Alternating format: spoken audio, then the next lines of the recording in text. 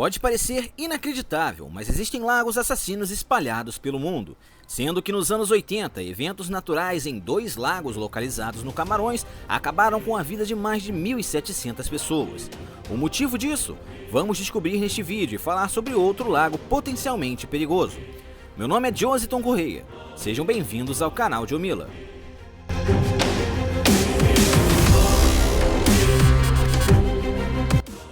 A morte de mais de 1.700 pessoas próximas de lagos chamados de Nios e Monon no Camarões causou a comoção mundial e levantou teorias da conspiração.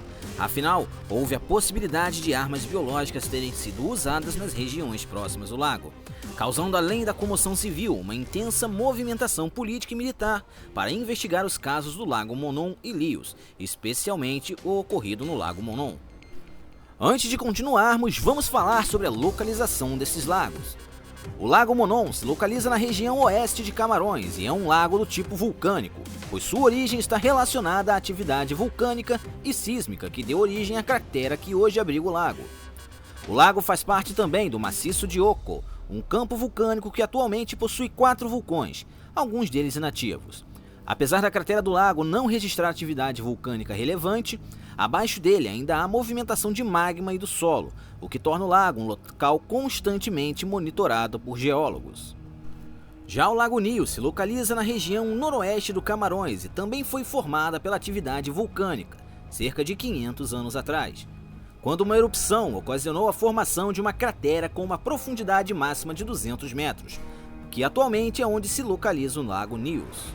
De maneira semelhante ao Lago Monon, a atividade vulcânica na cratera não chega a ser tão intensa. Entretanto, abaixo da cratera, ela continua. Afinal, abalos sísmicos causados pela atividade em vulcões próximos podem causar problemas para as pessoas que vivem nos arredores do lago. Após algumas investigações com geólogos e biólogos, o geólogo consagrado e famoso Haraldur Sigurdsson foi enviado ao Lago Monon e ao Lago Nios pelos Estados Unidos para investigar as possibilidades, e lá a descoberta foi assombrosa. Abaixo do solo do Lago Monon e do Lago Nios estava guardada uma substância que poderia ser considerada uma bomba relógio, uma substância sem cheiro, sem cor e invisível em seu estado físico padrão. Essa substância havia possivelmente sufocado as pessoas em volta do lago. Sigurdsson coletou amostras da água e percebeu que ela estava repleta de bolhas de gás, e imediatamente percebendo que o lago estava saturado com alguma substância gasosa perigosa. Uma substância que é usada como base para obtenção de energia, mas também é um dos gases do efeito estufa, poluente e sufocante, o dióxido de carbono, também conhecido como CO2. No Lago Monon, 37 pessoas morreram asfixiadas devido aos efeitos do CO2. E em 1986, 2 anos depois, 1.700 pessoas e mais de 3.000 animais morreram nos arredores do Lago Nios pelos mesmos motivos.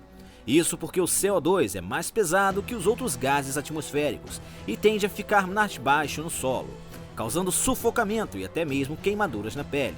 Uma nuvem misteriosa formada pelo CO2 acabou sendo fatal para todas essas pessoas, algumas delas sendo encontradas com sangramento no nariz e na boca.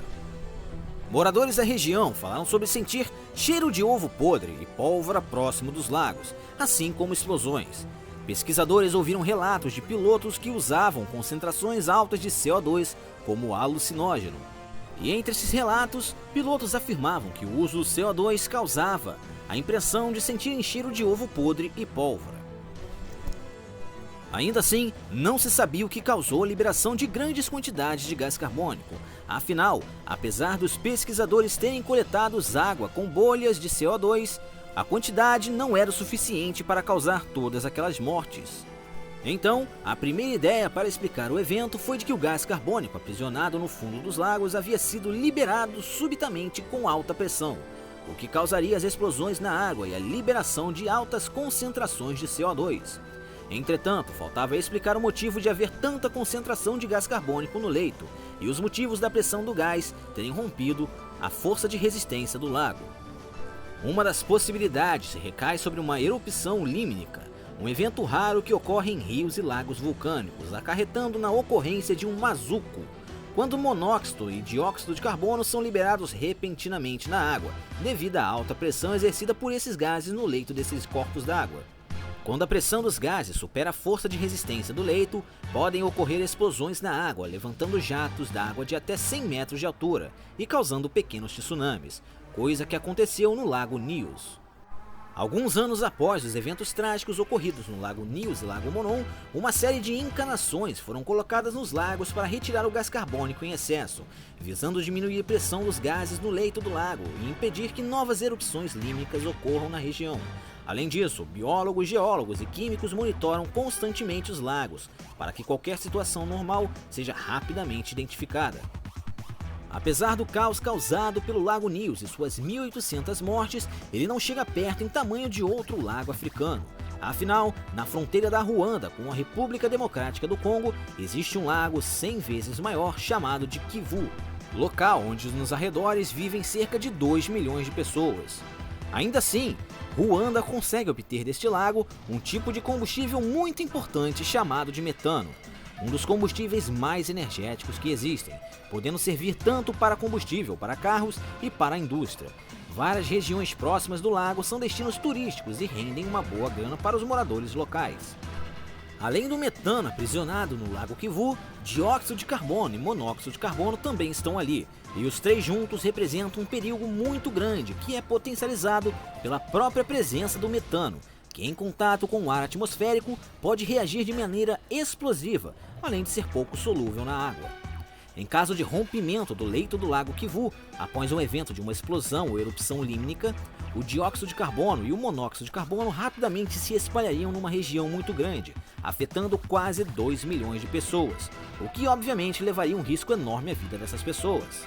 Por causa disso, o Lago Kivu é constantemente monitorado, mas diferentemente dos outros dois lagos citados neste vídeo, é muito difícil de conseguir fazer instalações de canos para poder filtrar os gases aprisionados abaixo do leito do Lago Kivu. A solução encontrada pelo governo de Ruanda foi retirar o metano aos poucos do leito do rio, para utilizar assim como combustível na sua indústria. Ao retirar o metano, a pressão do leito do rio diminui, diminuindo a possibilidade de explosões ou erupções límnicas. Entretanto, mesmo com a intervenção do governo de Ruanda, um fator que aumenta o perigo no Lago Kivu é que a região é propensa a terremotos e cercada por vulcões, inclusive o vulcão Nyiragongo. Para Ruanda, a extração do gás metânico é vital, principalmente para as cidades próximas, que por muitos anos conviveram com problemas de energia. Atualmente, a energia gerada na região do lago é suficiente para abastecer todo o país e até mesmo para ser vendida para países vizinhos. Enquanto não se encontra uma solução definitiva para diminuir ou extinguir os riscos de explosão do Lago Kivu, Ruanda vai utilizando os recursos para gerar energia no seu próprio país e, claro, tentando proteger os cidadãos que ali vivem. Sendo assim, muito obrigado por assistir este vídeo. Deixe o seu like, se inscreva em nosso canal e compartilhe este vídeo nas suas redes sociais. Seu apoio é muito importante para que consigamos aumentar as nossas visualizações e, claro, fazer com que o YouTube torne este vídeo relevante para mais pessoas assistirem. Sendo assim, até o próximo vídeo.